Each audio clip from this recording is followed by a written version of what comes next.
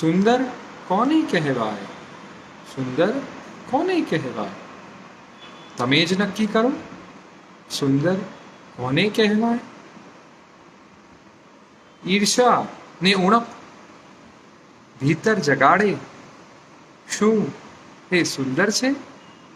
ઈર્ષા અને ઉણપ ભીતર જગાડે શું એ સુંદર છે?